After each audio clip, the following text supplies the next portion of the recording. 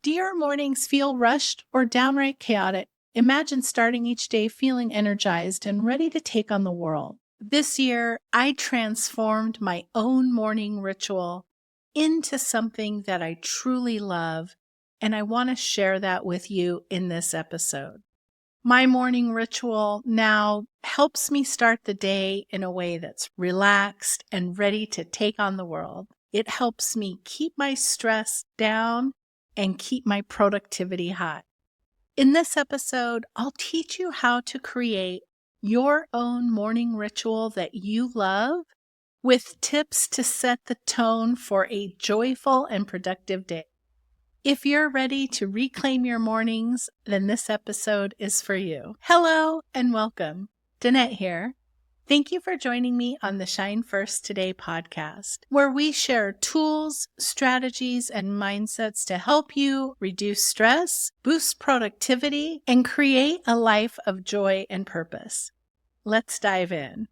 To put it mildly, I used to be a hot mess, especially in the morning. In my early days as a financial advisor, there was a period of time where I worked about an hour from my home. Every morning, I felt that I had to be sitting at my desk at 6:30 a.m. Pacific time, when the stock market opened.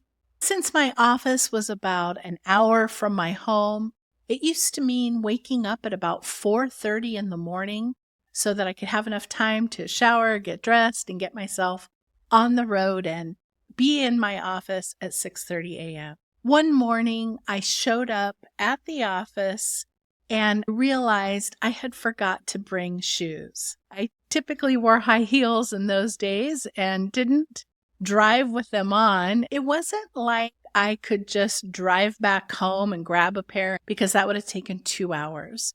I found a shoe store that was opening in a little bit at 7 o'clock.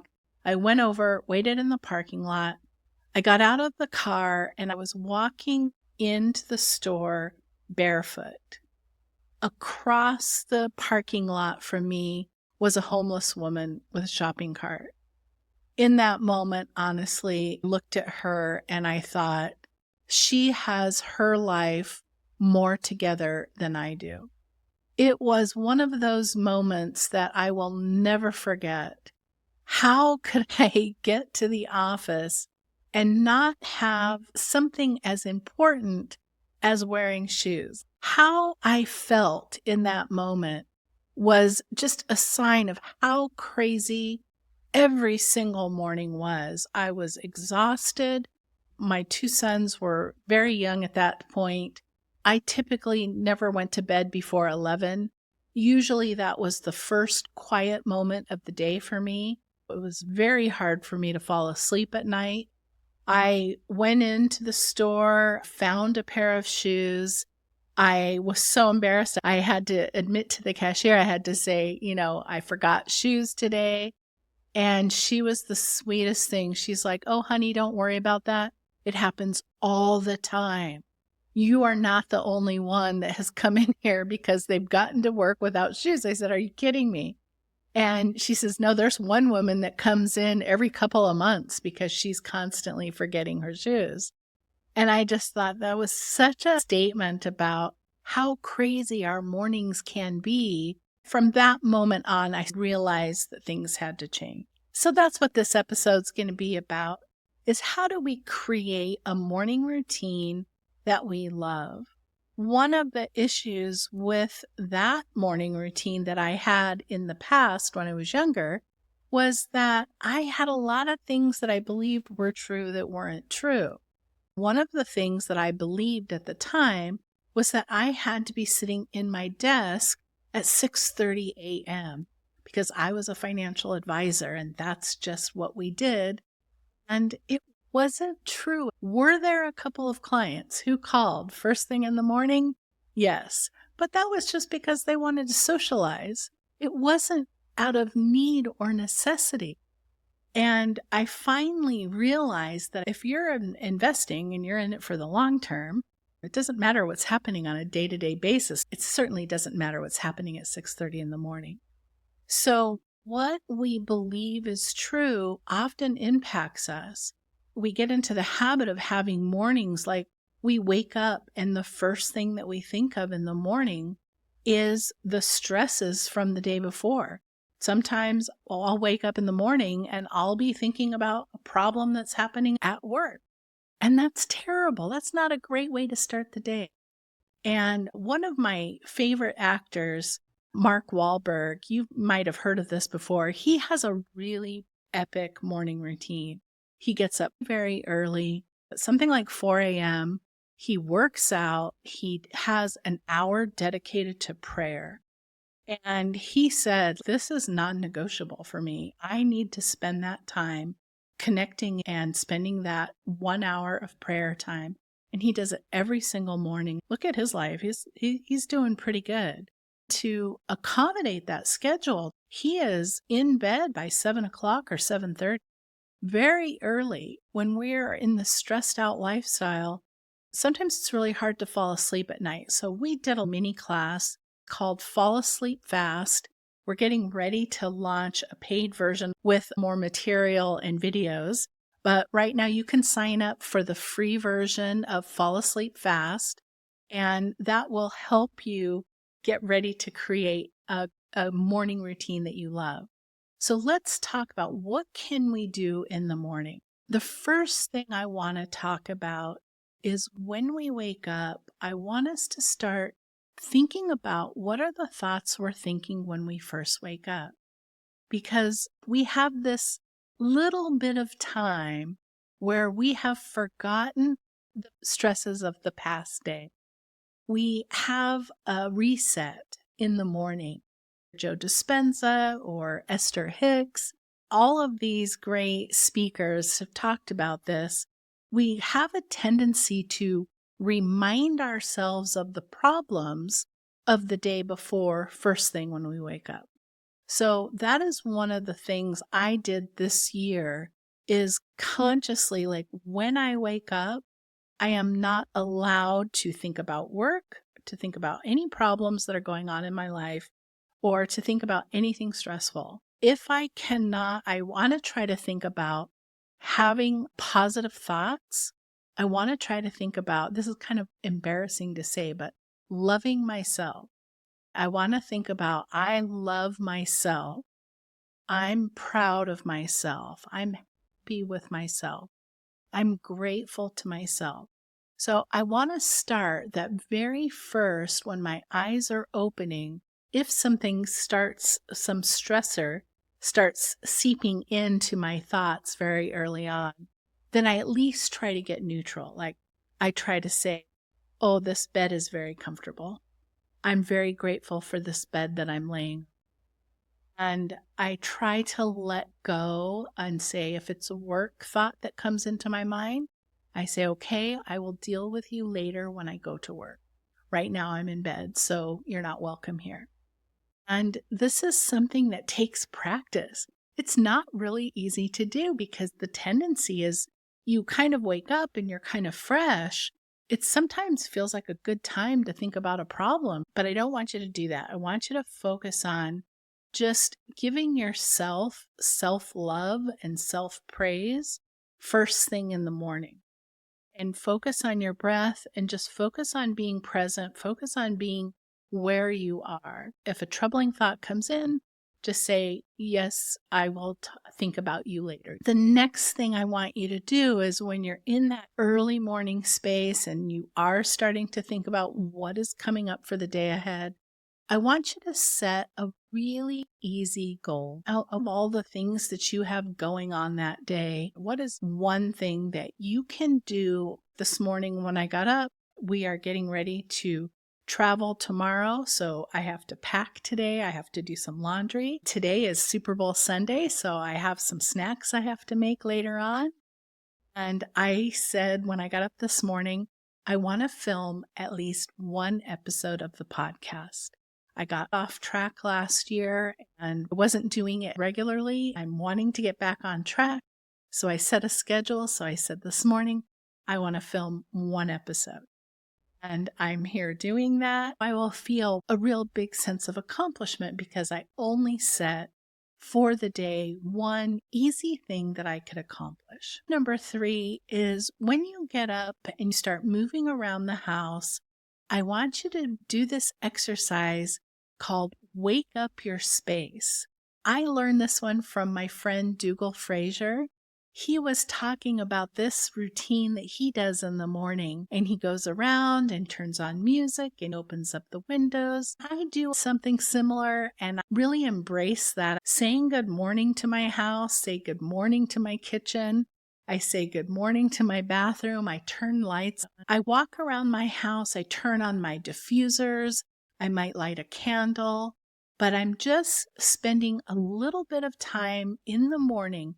This does not take a lot of time. It's something so simple, but I really enjoy doing it. And I feel like it makes a real big difference. I do it when I get to the office as well. I have a little routine where I start a diffuser, I turn on the lights, and I might check the plants for water. And I just am conscious of waking up the energy in the space that I'm in. And it makes a big difference. Tip number 4 is to take some time for yourself, maybe 20 minutes, an hour if you could spare it, but 20 minutes to meditate, pray, or just sit and have a cup of tea or a cup of coffee and just sit quietly with your thoughts. We start our days at full speed ahead. And it is lovely when we can take a moment to sit still, be with our thoughts, just start the day at a slower pace. I do this every year at Christmas time. So when the Christmas tree is lit, every morning I'm in the living room with a cup of tea, just looking at the twinkling Christmas lights. I've been incorporating it into every day. The Christmas tree is not up, but it's nice to have a little bit of time just to sit, have a cup of tea, have some time alone with your thoughts, and let yourself think about things that are inspiring to you. Maybe you think about what book you want to read. Maybe you think about a family member who's struggling that you love. So set some time for yourself. Number 5 is to move your body. Spend some time in the morning before your day starts exercising, stretching, going for a walk, watching a YouTube video. There's an app on my iPad called Yoga Studio, and they have wonderful morning routines for yoga. When I was at the height of my stress and anxiety, I was not exercising ever. I was getting up, getting in the shower, having breakfast, getting in the car, getting to the office. By 8:30 in the morning, I had already been up for 4 hours. I didn't have time to go to the gym because I had to come home and make dinner. So life was chaotic and crazy. I exercise before I go to work in the morning now. It does mean waking up a bit earlier, but I think it's worth it. Try to move your body in the morning. Number 6, very easy, is to hydrate. Drink water. When you first wake up, you haven't had anything to drink since prior to going to bed the night before. I have my big water bottle sitting here. I'll show it to you. I fill this up in the morning, and I know I want to drink at least one of those by lunchtime. It's so good for you. It makes you feel less hungry, but it also makes you feel grounded and centered when you're hydrated and drinking water. It's also good for the skin. And tip number 7 is to practice gratitude in the morning as you're doing your morning routine. So when you're showering, eating breakfast, putting your makeup on, whatever you're doing in the morning, try to practice gratitude. I went to the Transcendence Conference in Scottsdale a couple of weeks ago, and this 94-year-old man has traveled with Greg Braden on many international outings. He was such a delight to talk to, and he talked about when he takes a shower, he's thinking about the rain, and he's grateful for the rain that falls, the pipes. He's grateful for the people who put the pipes in place that brings water into his home, and the fixtures in the shower. He does this whole visualization of what it takes for the raindrop to become water in the shower, and he talks about how grateful it is. I do the same thing for meals that I eat. I think about all the steps along the way to get food onto my table, and I'm grateful for all of the things involved. It really grounds you and centers you and really is a wonderful start to the day. If you only picked one of the 7 tips, that is the one that I would most highly recommend. I also have a couple of bonus tips. This is one of those subjects where there are so many things that you can do. Practice setting intentions for the day. Esther Hicks calls it segment intending. She talks about setting an intention for the next activity. Set an intention for your morning at work. Set an intention for how you want to be. How do you want to show up in the next couple of hours?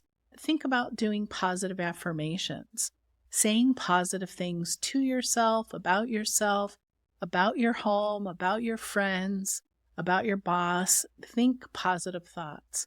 And affirmations is a great way to do that. The other quick bonus tips are to get out and get some natural light if you can. If you can get outside and get a little bit of sunlight in the morning, that's wonderful. That's so good for you. And the last bonus tip I'll leave you with is to make your bed in the morning. There are so many studies that show what a difference it makes in our lives if we accomplish the simple task of making our bed every morning. Creating a morning routine that you love doesn't have to be complicated. Pick and choose some of the things that resonated with you and add 1 or 2 into your schedule in the coming weeks. Just having the intention of creating a morning routine you love is going to help you incorporate some of those things easier, and you're going to be amazed at what a difference it makes in the entire day. Thank you so much for sharing this time with me. If you enjoyed the episode, please hit like and consider subscribing.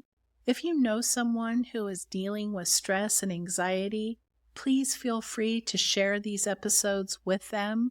My mission is to help all of us overcome anxiety and to lead happy, healthy, productive lives. Please leave a comment and let us know which of these tips were interesting to you. Which of these things are you already doing? Which of these things are you thinking about adding into your own morning routine that you love? I'm sending you light and love. Thank you so much for joining me today, and I will see you in the next episode. Have a wonderful day.